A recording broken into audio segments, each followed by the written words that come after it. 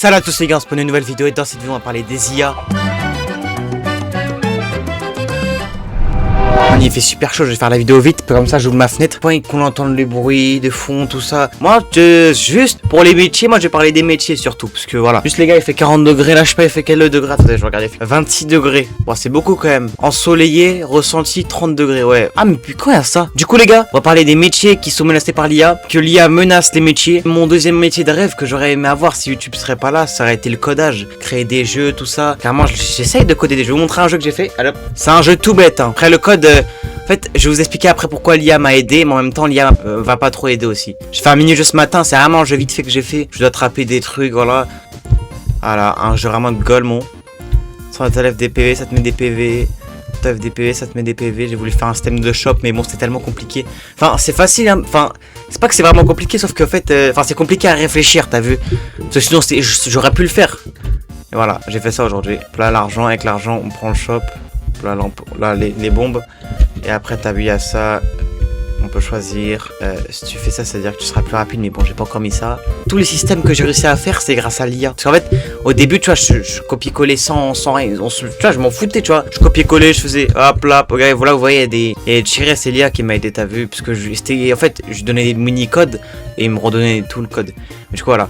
Et en fait, au fur et à mesure de voir, moi je vous conseille d'apprendre comme ça, moi j'ai appris comme ça en tout cas, enfin j'apprends encore comme ça. Pour les codes que vous voulez faire, moi je vous conseille copier-coller au début, mais regardez un peu les codes comme j'ai fait. Plus vous regardez, en fait c'est comme quand on est petit et qu'on apprend à parler, bon en fait plus on entend les gens, plus on arrive à parler. Bah là ça m'a fait la même chose, plus je regardais les codes, plus j'arrive à écrire tout seul, tout ça. C'est-à-dire maintenant je sais faire l'essentiel, je sais faire avancer un personnage, je sais mettre un système de PV, je sais faire un menu, je sais faire voilà un peu plein de choses.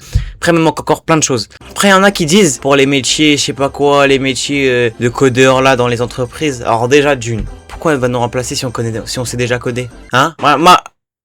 Moi, personnellement, moi j'aurais pris un humain qui sait coder depuis déjà longtemps, qu'un mec qui sait pas coder et qui prend une IA. Après on peut mélanger les deux, hein. Après c'est ce que je fais moi. L'IA peut te faire gagner du temps pour les codes et tout, ça te faire vraiment gagner du temps. En fait, l'IA peut juste aider plus dans les calculs, t'as vu ça ok, parce que moi j'utilise encore l'IA pour ça. Mais bientôt j'en aurai plus besoin parce que je vais tout apprendre.